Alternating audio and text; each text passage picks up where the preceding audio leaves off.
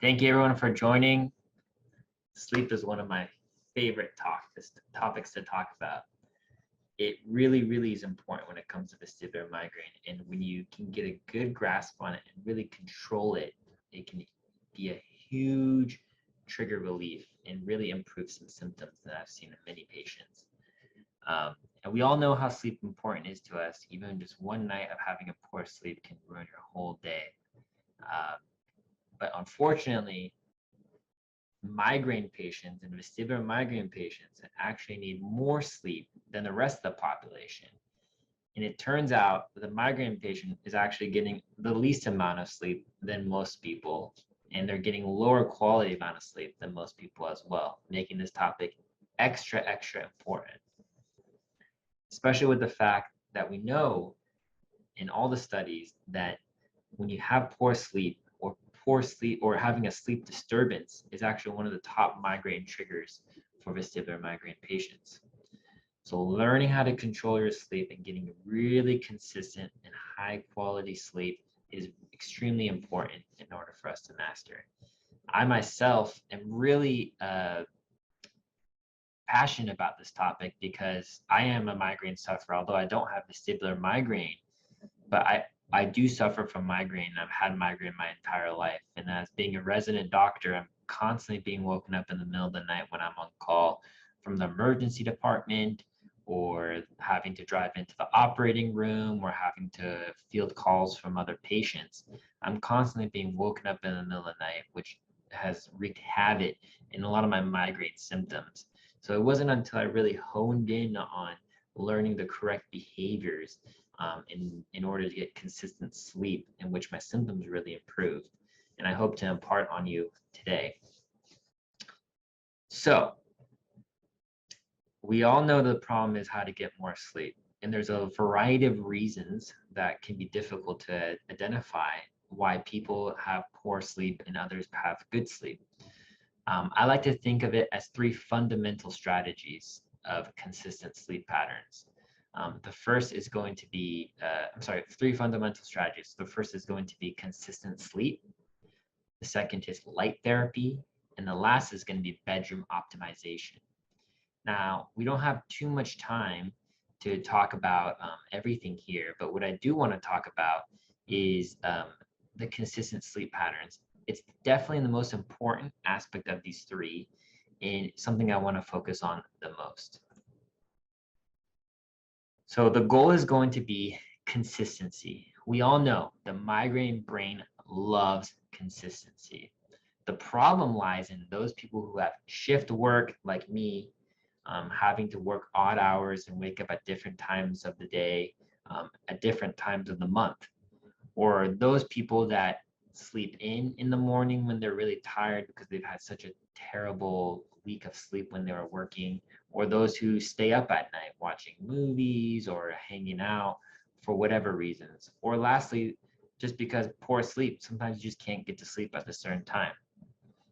Now, the goal is going to be at the end of this to make sure you understand how to go to sleep and wake up at the same time every single day. And we all have these natural sleep cycles that are actually based off of light, and it varies from various person to other people.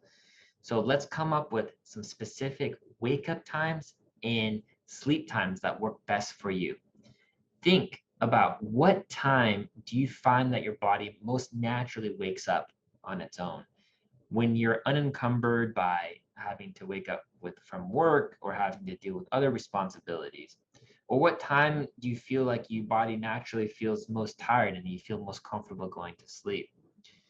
If you have no restrictions in terms of not having to wake up at a certain time for work or other obligations, then you're set. You choose those times and you stick with those times, and that should be really easy. But if you're like almost everyone else, or like me, you need to be up at a certain time every single day. So for me, I have variable times in which I need to wake up. Sometimes I need to go to the hospital a little bit later, sometimes earlier. It depends on what time the operating room starts or how many patients we need to see. But I took a step back and I realized if I wake up at 5 a.m. every morning, For 95% of the week, that will give me plenty of time to be there on time without having to feel rushed. Now, most people need to be about 8 hours of sleep. So if you work backwards from 8 and 5, I need to be asleep by around 9 o'clock in the morning and 9 o'clock at night. So it's easy, right? I have my sleep time and my wake up time. And we all know that's not as easy. So let's get to the crux of exactly what I want to talk about, and that is how to get to sleep on time. So the key in actually getting to sleep on time is actually what time we wake up. We don't have much control over when we can go to sleep and when we feel tired. But what we do have control over is actually what time we wake up. Many of us, when the alarm clock goes off, we snooze the alarm, we put the covers over our head, we roll around for 10, 20 minutes, or even an hour, and doing anything we can in order to just stay in that nice, warm, and cozy bed. This behavior is terrible and should not be allowed anymore. By controlling what time we wake up and waking up at a certain time, we have to be ready for some discomfort. You have to use all your willpower. When the alarm goes off, no matter how tired you are, you got to get up. The key here is when you get up at that certain time, no matter if you had a good night's sleep or a poor night's sleep, what's likely to happen is that you're going to feel tired throughout the day because of this earlier wake up time. What this causes is you to increase your sleep drive. And when you're feeling tired, when it comes to the end of the night, you're going to be more likely to be tired for your target sleep time. And this will allow you to fall asleep at that target sleep time. Understanding this concept is really, really important. Pretty much the crux of this whole talk right now is to understand this concept of this temporary sleep restriction and how you create it by using what you do have control over, and that is to wake up at this right time, at the same time, every single day. So now that we fixed our sleep time, and now that we have our temporary restriction, we have to know what to do when it comes to actually going to sleep and what to do during our bedtime. When we have our target bedtime already calculated, you can't just roll into bed and be ready to go to sleep. Think about your time.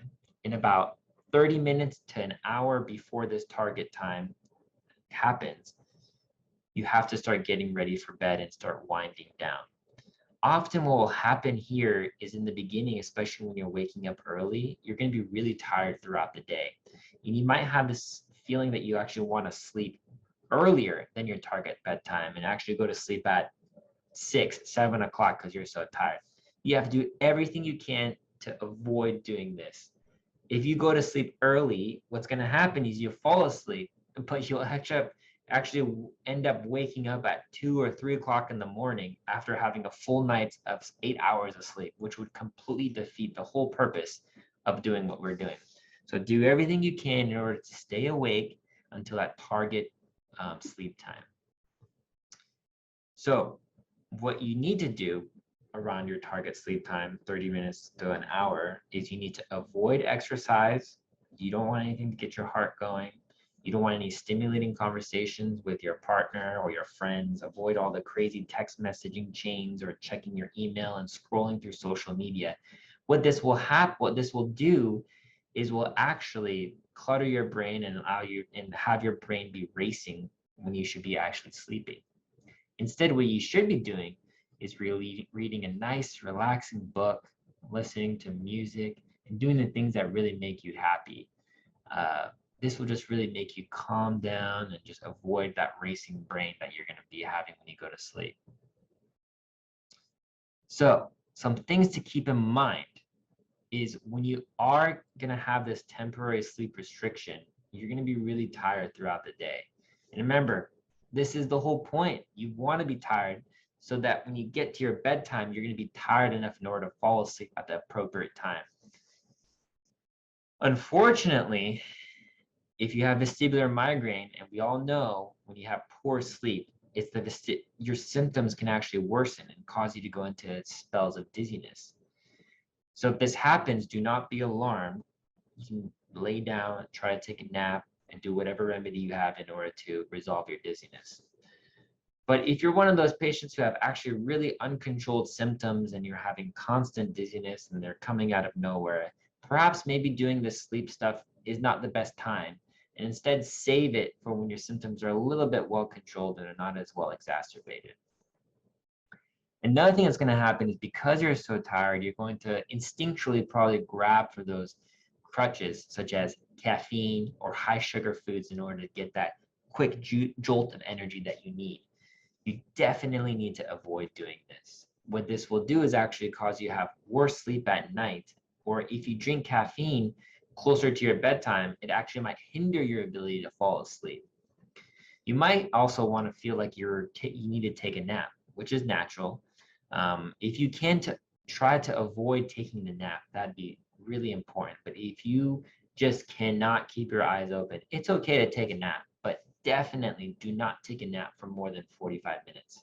Beyond 45 minutes, you start getting into restful sleep, and that will actually take away a lot of your sleep drive. So when it does get to the nighttime, you're going to have some problems falling asleep.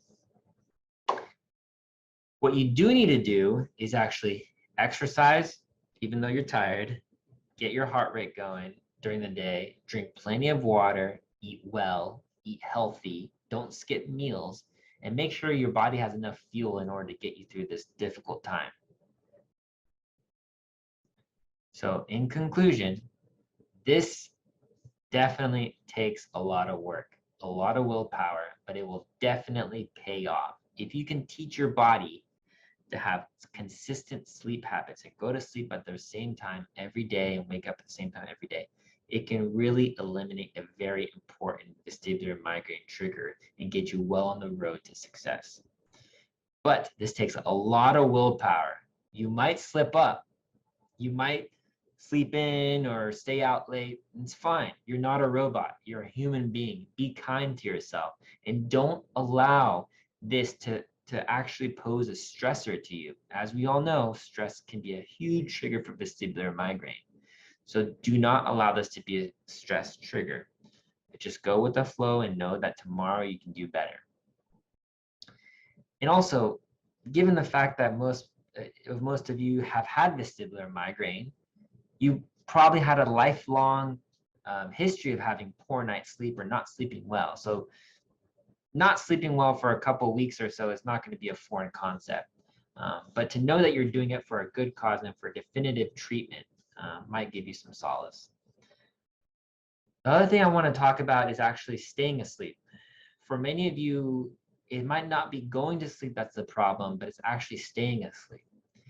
There are many tips on how to control this and how to eliminate it, but one of the most important things I want to make sure I convey to you is that if you do find yourself waking up in the middle of the night, not being able to go back to sleep, make sure you get out of bed. As a rule of thumb, you want to try to go back to sleep after 15 minutes, you just are tossing and turning. You just can't get back to bed. You have to get out of bed and go do something else that's relaxing, whether it's reading that relaxing book or in dimly lit areas, and make sure it's outside the bedroom. When you start feeling drowsy and tired again, go back into bed and try to go back to sleep. And after 15 minutes, you still can't go to sleep, try it again and go out and do something relaxing and keep doing that until eventually you train your body that when you're in bed, it's time to go to sleep. With time, you will learn to remember, your body will learn to appreciate this. Your migraine brain is going to love this consistency. It's going to love being this. You have to be strict though. You have to avoid those late night binge watching of Netflix and going from show to show and knowing all of a sudden it's 3 o'clock in the morning. You have to avoid sleeping in on the weekends, no matter how terrible your sleep was during the week, during the work week.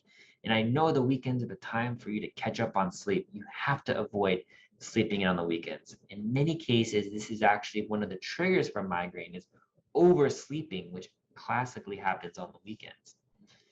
And no matter what happened, no matter what time your sleep and wake cycles are, you have to choose them and have it be the same. And don't worry if you're really nervous that this is going to be permanent, you're never going to be able to stay up late for the rest of your life. And that's definitely not going to be the case. you have to be consistent until your symptoms are really well controlled. And when your symptoms are so controlled and you're very well below the dizziness threshold and you no longer have the dizziness, then you can start exploring other avenues, being a little bit more loose with your sleep strategies.